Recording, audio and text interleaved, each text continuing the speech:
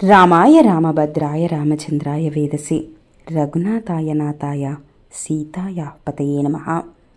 ఇక మిథిలా నగరంకు అడుగు పెడుతున్న వేళ రామ లక్ష్మణుల సమేతంగా విశ్వామిత్ర స్వామివారు అరణ్యంలో అన్ని ఘట్టాలను తెలుసుకుంటూ ఆ నారాయణ స్వరూపమైన రాముడు అమ్మవారి కోసం మిథిలా నగరంలో అడుగు పెడుతున్న వేళ అయోధ్యలో మరియు మిథిలా నగరంలో కళ్యాణ దుందుబులు ఆసన్నమవుతున్న వేళ రండి శివ ధనుర్భంగం ఘట్టాలను తిలకిద్దాం.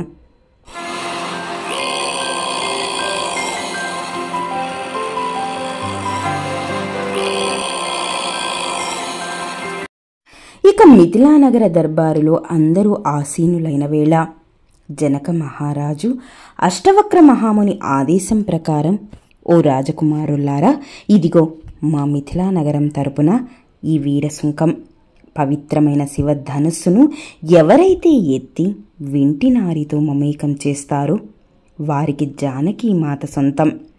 ఇదే మిథిలా నగర రాజశాసనం, ఇది బహిరంగ ప్రకటన అంటూ జనకుడు చెప్పడంతో రాజకుమారులు అందరూ ఆ ధనస్సు వైపు చూసి ఆ శివయ్యను మనస్సులోనే తలుచుకొని, ఆహా, ఆ శివుడి ధనస్సు ఎత్తి వెంటి నారితో ఒక్కటి చేయటమా? ఇది సాధ్యమైన పనియేనా? కానీ ఈ అందాల రాశిని వశం చేసుకోవాలి అంటే తప్పదు కదా అని అనుకుంటున్న సమయంలో విశ్వవేదాంతకర్త కైలాసనాథుణ్ణే కరిగించిన మహాబలుడు రావణ బ్రహ్మ రావడం చూసి సీతకు భర్త మండోదరినాథుడే అని నిశ్చయించుకుంటారు కొందరు. ఇక ఆశలు వదులుకొని బయటకి రావడం కూడా ప్రారంభిస్తారు.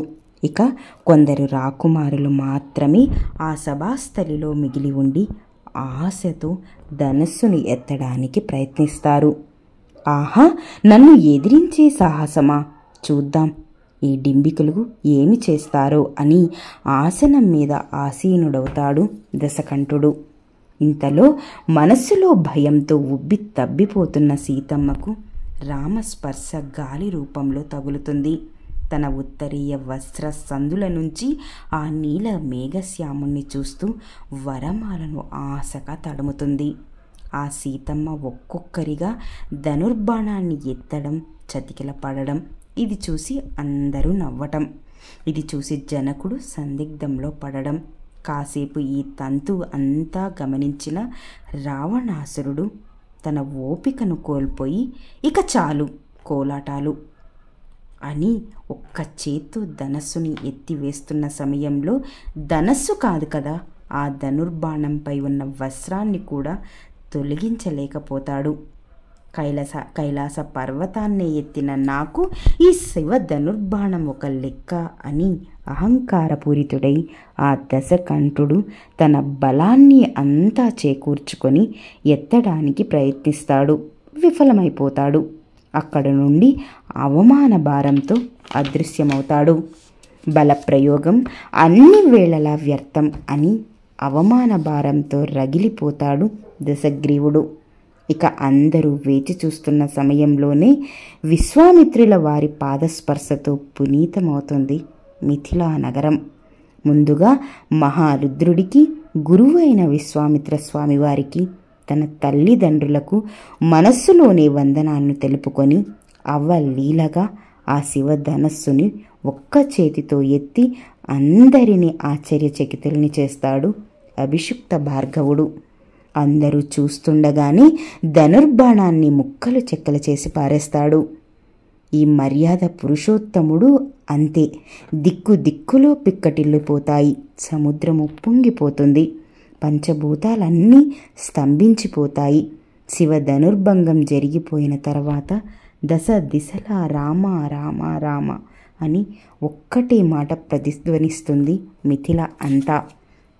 ఇక జానకి ఆ విశ్వసాకార కార్యక్రమాన్ని చూసి ఆనందంతో ఉరకలు వేయడం ప్రారంభిస్తుంది. జనక మహారాజు తన కుమారుడు విల్లుని ఎత్తివేస్తే ఈ రామచంద్రుడు విల్లునే విరిచిపారేశాడు.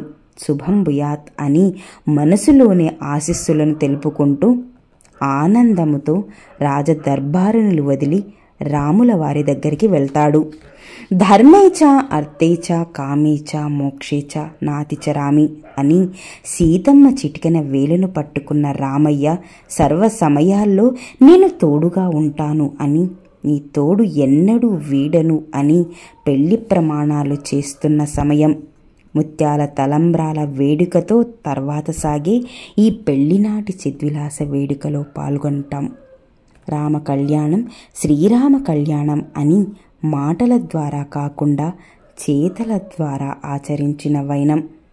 రానున్న రోజుల్లో రామం మజిలి ఎలా సాగుతుందో, ఎన్ని విచిత్ర సంఘటనలు జరుగుతాయో నెక్స్ట్ వీడియోలో శ్రీరామ ఘట్టం గురించి తెలుసుకుందాం. స్వస్తి.